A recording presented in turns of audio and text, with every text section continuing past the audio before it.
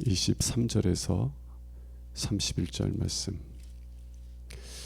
여호와의 말씀이 내게 임하여 이르시되 인자여 너는 그에게 이르기를 너는 정결함을 얻지 못한 땅이요 진노의 날에 비를 얻지 못한 땅이로다 하라. 그 가운데서 선지자들의 반역함이 우는 사자가 음식물을 움킴 같았도다. 그들이 사람의 영혼을 삼켰으며 지산과 보물을 탈취하며 과부를 그 가운데 많게 하였으며 그 제사장들은 내 율법을 범하였으며 나의 성물을 더럽혔으며 거룩함과 속된 것을 구별하지 아니하였으며 부정함과 정한 것을 사람이 구별하게 하지 아니하였으며 그의 눈을 가리어 나의 안식일을 보지 아니하였으므로 내가 그들 가운데서 더럽힘을 받았느니라. 그 가운데서 그 고관들은 음식물을 삼키는 일이 같아서 불의한 이익을 얻으려고 피를 흘려 영혼을 멸하거늘 그 선지자들이 그들을 위하여 회를 치라고 스스로 허탄한 이상을 보며 거짓 복수를 행하며 여호와가 말하지 아니하였어도 주 여호와께서 이같이 말씀하셨느니라 하였으며 이 땅 백성은 포악하고 강탈을 임삼고 가난하고 궁핍한 자를 압제하고 나그네를 부당하게 학대하였으므로 이 땅을 위하여 성을 쌓으며 성 무너진 데를 막아서서 나로 하여금 멸하지 못하게 할 사람을 내가 그 가운데서 찾다가 찾지 못하였으므로 내가 내 분노를 그들 위에 쏟으며 내 진노의 불로 멸하며 그들 행위대로 그들 머리에 부응하였느니라. 주 여호와의 말씀이니라. 아멘. 오늘 말씀은 하나님께서 택하신 백성 이스라엘 백성들을 왜 심판하실 수밖에 없으셨는지에 대한 말씀입니다. 왜 하나님께서 이스라엘 백성들 하나님의 이름을 두신 백성이에요. 이스라엘은요 끝에 엘이잖아요. 엘이 하나님이라는 뜻입니다. 하나님의 이름을 두신 백성이고 하나님의 언약이 있는 백성이에요. 하나님께서 그들을 애굽에서 건져내셔서 나는 너의 하나님이고 너희는 나의 백성이라고 언약하신 백성들이에요. 영광의 백성들입니다. 그런데 어떻게 이런 영광스러운 하나님의 백성이 멸절하게 되었어요? 하나님께서 하나님의 이름을 두신 성 예루살렘 성 그리고 하나님의 보좌가 있는 예루살렘 성전, 왜 하나님께서 그 예루살렘 성과 예루살렘 성전을 이방인들의 발에 짓밟히게 하셨냐고요. 그리고 그 안에 피난처를 삼은 모든 사람들이, 많은 사람들은, 어떤 사람들은 전염병으로 죽고 어떤 사람들은 칼에 죽고 어떤 사람들은 굶주림에 죽게 하셨냐는 겁니다. 오늘 두 가지 이유를 말하는데요. 첫 번째 이유는 이스라엘 백성들의 죄가 심히 컸기 때문에 그래요. 저는 이 말씀들을 볼 때 참 듣기 어려운 말이거든요. 죄에 대한 얘기는 참 듣기 싫어해요. 그래서 막 그 죄에 대한 말씀은 우리 속에 있는 깊이 우리가 알지 못하는 우리의 죄들을 드러낼 때가 있기 때문에 사람들은 그거에 대해서 막 너무 힘들어해요. 근데 우리는 어떠한 말씀이 전해질지라도 나에게 주시는 말씀으로 받을 수 있는 은혜가 있길 원합니다. 사도 바울은 고린도 전서 10장 6절과 11절에서 이렇게 말씀해요. 이스라엘 백성에게 일어난 일들, 하나님께서 이스라엘 백성들을 진멸하셨거든요. 그들에게 일어난 일들은 우리에게 본보기가 되게 하기 위해서 일어났다는 거예요. 우리에게 본보기가 되어서 그들처럼 악을 즐거워하지 않도록 하기 위해서, 말세에 깨닫고 하나님을 경외하는 삶을 살게 하시기 위해서 이스라엘 역사를 기록하셨다는 것입니다. 그래서 오늘 말씀을 들을 때 적어도 내가 이러한 죄 가운데는 행하지 않을지라도 내가 다시 이러한 죄 가운데로 돌아가지 말아야지, 이러한 본보기가 될 수 있는 은혜가 있기를 원합니다. 오늘 말씀해 보면은요, 제사장들의 죄에 대해서 먼저 얘기해요. 제사장들은 하나님께서 거룩한 것과 속된 것을 구별하도록 세우신 사람들이에요. 무엇이 거룩한 것이고 무엇이 속된 것인지를 구별해야 되는데 이들이 그걸 구분하질 않아. 거룩한 것을 짓밟고 속된 것을 즐거워하고, 그리고 그들은 단순히 자기들만 거룩하고 속된 것을 구별하는 것이 아니라 백성들로 하여금 무엇이 부정하고 무엇이 정결한 건지를 구분하게 해줘야 되는 거예요. 마치 요즘 말로 하면 우리가 하나님 백성으로서 하나님의 자녀로서 어떠한 삶을 살아가야 되는지를 말씀을 통해서 가르쳐 줘야 돼요. 세상 사람들은 다 좋다라고 그래. 요즘 그 세상의 그 문화들을 보면 정말 이게 성경적인 관점에서 보면 음란한 것인데도 자연스러워. 음란한 것이 이제는 자연스러운 그런 세상이 되어가더라고요. 한 번은 그 TV를 한번 보았는데 옛날에는 부끄러워서 얘기할 수 없는 것을 자랑스럽게 얘기하더라고요. 자랑스럽게 얘기해요. 내 육신적인 쾌락을 위해서 살아가는 것이 아주 떳떳한 세상이 되어버렸어요. 이 세상 사람들이요, 정말 하나님의 눈에 무엇이 부정하고 무엇이 깨끗한지를 구분을 못해. 그러면 제사장들은 뭘 가르쳐야 돼요? 정말 하나님 뜻대로 어떻게 살아가야 되는지를 보여줘야 돼요. 당신들이 그렇게 부정한 삶을 살아가면 하나님의 생명으로부터 끊어진다는 것을 가르쳐줘야 돼요. 육신의 욕심을 따라 살면 반드시 죽을 것이라고 사도 바울은 로마서 8장 13절에서 말하거든요. 우리가 비록 택함 받은 자녀일지라도, 하나님의 은총을 받은 자일지라도 하나님을 잊고 또다시 옛적의 육신적인 욕망대로 죄악의 길로 걸어가면 우리는 반드시 죽어요. 반드시 죽어요. 그래서 말씀을 통해서, 율법을 통해서 백성들을 깨닫게 해줘야 돼. 무엇이 속된 것이고 무엇이 거룩한지를, 무엇이 부정한 것이고 무엇이 정결한 건지를 깨닫게 해주셔서, 그래서 부정한 길로 가고 있으면 회개하고 돌이키게 하시고, 정결한 삶을 살고 있으면 그런 삶을 살도록 더욱더 격려하고. 근데 제사장들이 어떻다고요? 자신들도 거룩한 것과 속된 것을 구분하지 않아. 백성들에게도 부정한 것과 정결한 것을 가르치지 않아. 왜 그래요? 여러분, 하나님을 경외하는 마음을 잃어버리면은요, 내가 원하는 대로 살기를 원해요. 하나님의 사랑과 은혜를 잊어버리면 내가 원하는 게 좋은 거야. 내가 원하는 게. 하나님께서 왜 아담과 하와에게 선악과를 먹지 말라고, 너 먹으면 죽는다고 얘기했어요? 선악과는 선과 악을 알게 하는 것이에요. 좋은 것과 나쁜 것을 분별하게 하는 거예요. 근데 선하고 악한 것은, 선하고 악한 것, 좋은 것과 나쁜 것을 알게 하시는 분은 하나님이에요. 하나님께서 말씀을 통해서 이것이 좋은 길이다, 이것이 좋은 것이야, 너에게 이것이 유익한 것이야, 그러면 우리는 어떻게 돼요? 아멘 하고 좋은 길로 가야지. 이건 나쁜 거니까 하지 마. 그럼 아멘 하고 해야지. 근데 아담이 그랬어요? 하와가 그랬어요? 아담의 후손인 우리들도 그래. 우리 자녀들 키우면 어때요? 부모님이 이거는 좋은 것이고 이건 나쁜 거야.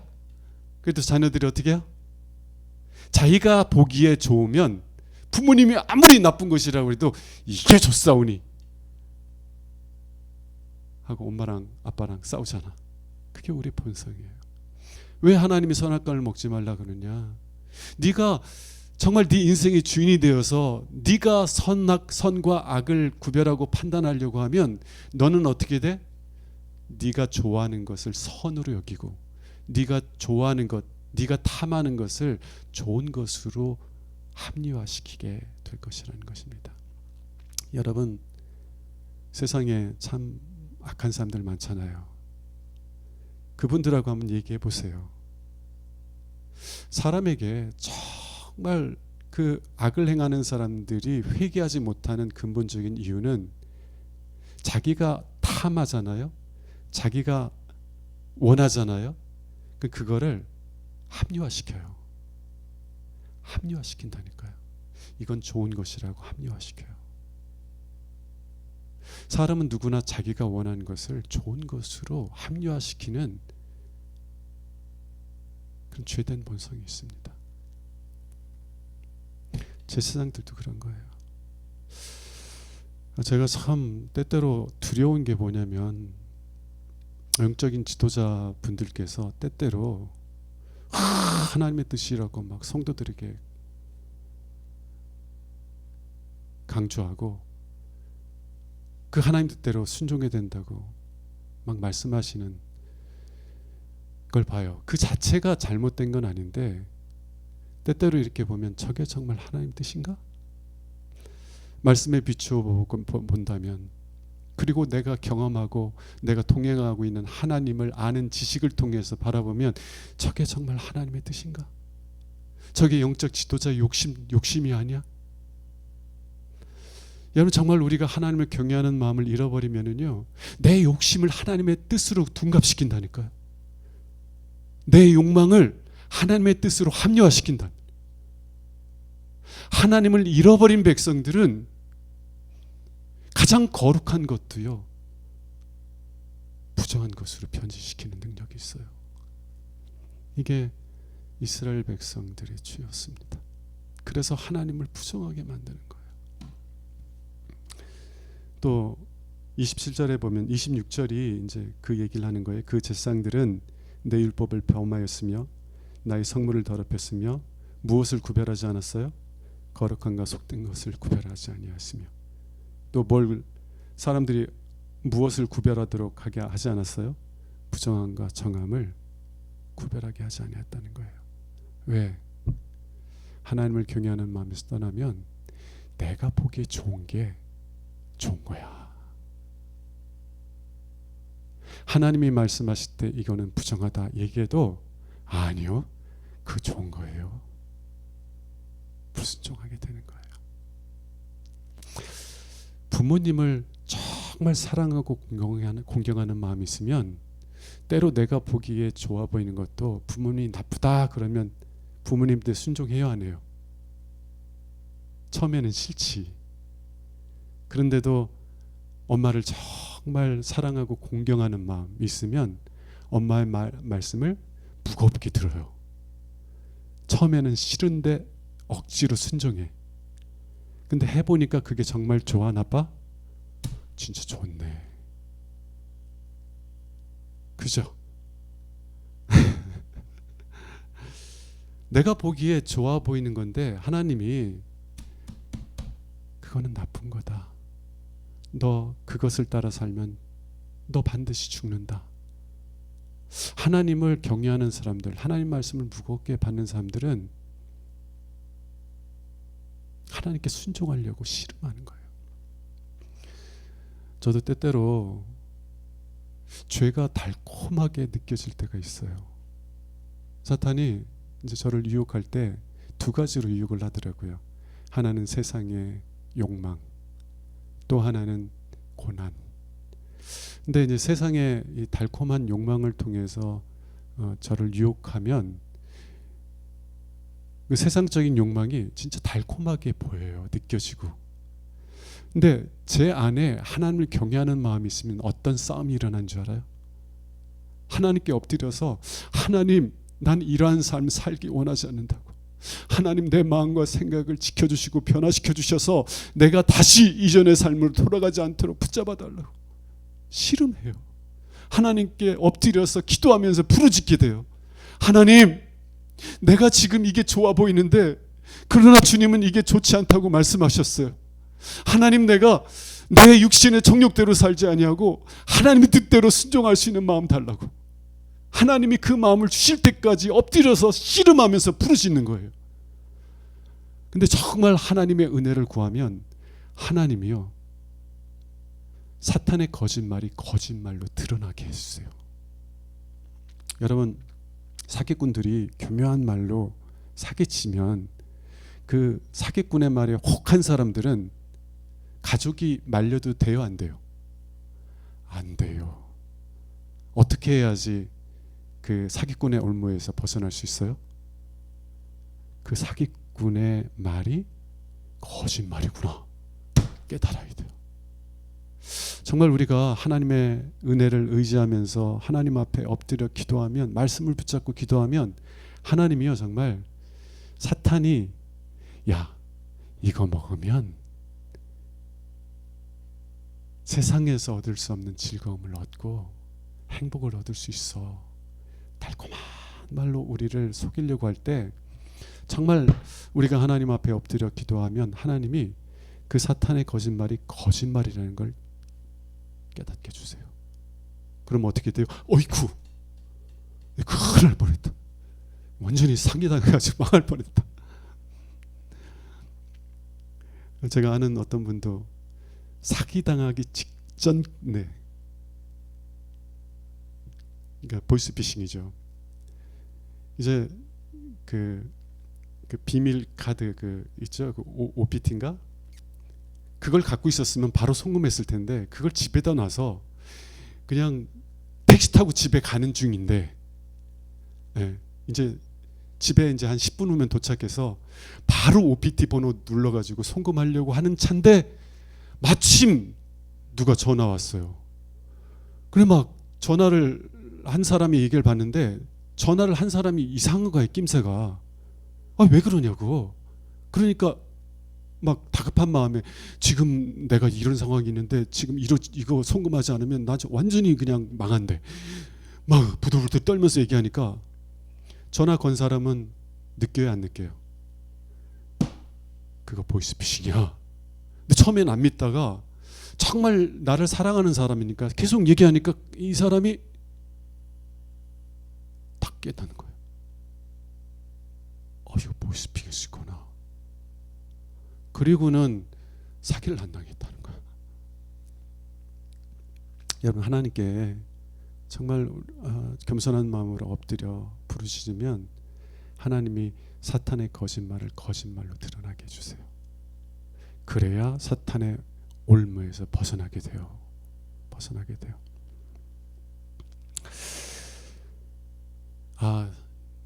이 말씀이 길어져서 고관들, 선지자들, 이 땅 백성들의 죄에 대해서 계속 얘기하고 있는데, 이 죄들은 나중에 기회가 있으면 말씀드리길 원합니다.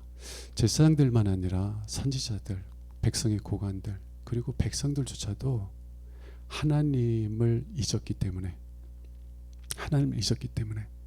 하나님의 은혜를 잊어버렸기 때문에 하나님을 경외하는 마음에서 떠났어요. 그리고 죄를 사랑하는 삶을 살아갔어요. 자, 이게 하나님께서 당신의 이름을 두신 이스라엘 백성들을 심판하지 않으실 수 없었던 첫 번째 이유입니다. 두 번째 이유는요, 그들을 위해서 중보할 사람을 찾는데 없는 거예요. 30절 한번 봅시다.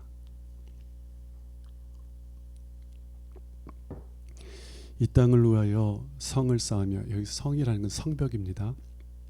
이 땅을 위하여 성벽을 쌓으며 성벽 무너진 데를 막아서서 나로 하여금 멸하지 못하게 할 사람을 내가 그 가운데서 찾다가 찾지 못하였으므로, 그래서 하나님께서 그들이 행한 대로 포옹하셨다는 겁니다. 에스겔서 33장 11절에 보면 하나님께서 이런 말씀을 하세요. 하나님께서 맹세하며 말씀하십니다. 나는 악인이 죽는 것을 기뻐하지 않으신다는 거예요. 아무리 악한 악인일지라도 하나님은 그 악인이 죄 가운데 죽는 것을 기뻐하지 않으세요. 하나님을 멸시하는 삶을 살고 하나님께 배반하는 삶을 살아간 사람일지라도, 일평생 그런 삶을 산 악인이요 죄인일지라도 그가 그 죄 가운데 죽는 것을 하나님은 기뻐하지 않으세요. 하나님은 무엇을 기뻐하느냐?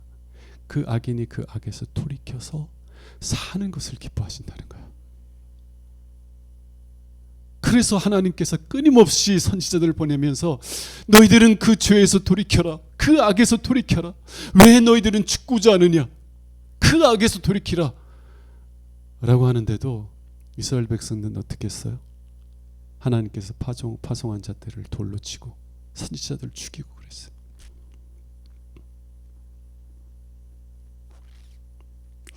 하나님은 악인이 죄 가운데 죽는 것을 기뻐하시는 것이 아니라 그 악인이 죄 가운데서 돌이켜서 사는 것을 기뻐하시기 때문에 하나님은 정말 이스라엘 백성들의 죄가 만연했을지라도 그들을 심판하기를 원하지 않으시는 거예요.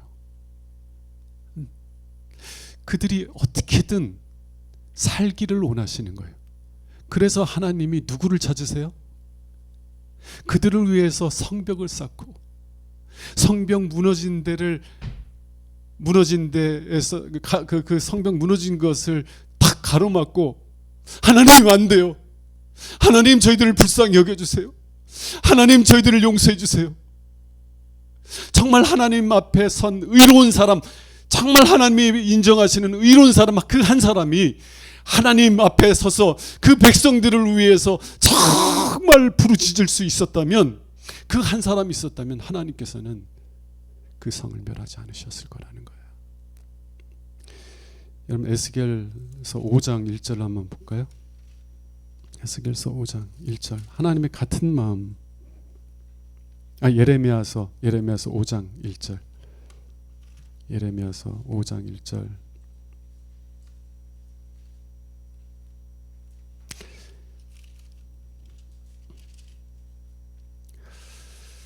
예레미야서 5장 1절. 너희는 예루살렘 거리로 빨리 다니며 그 넓은 거리에서 찾아보고 알라. 너희가 만일 정의를 행하며 진리를 구하는 자를 한 사람이라도 찾으면 내가 이 성읍을 용서하리라. 한 사람만 찾아도 내가 그를 위해서 이 예루살렘 성을 멸하지 아니하리라. 아브라함이 조카 롯 때문에 하나님께 간구합니다. 하나님의 소돔과 고모라를 멸하시려고 하실 때 하나님 그 성에 이제 최종적으로 의인 10명이 있다면 그 성읍을 멸하시겠습니까? 근데 하나님께서 뭐라고 하셨어요? 소돔과 고모라의 죄가 차고 넘치고 있지만 그 성읍에 의로운 사람 10명 있다면 내가 그들을 위해서 그 성을 멸하지 아니하리라. 그게 하나님의 마음이에요. 예루살렘 성에 진리를 행하고 정말 의로운 사람 한 사람만 있을지라도 내가 그를 위해서 예루살렘을 멸하지 아니하리라.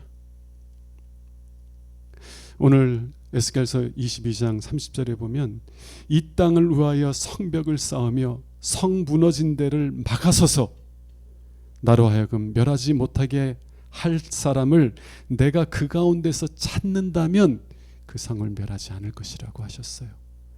근데 찾았어요? 못 찾으셨어요? 못 찾으신 거예요.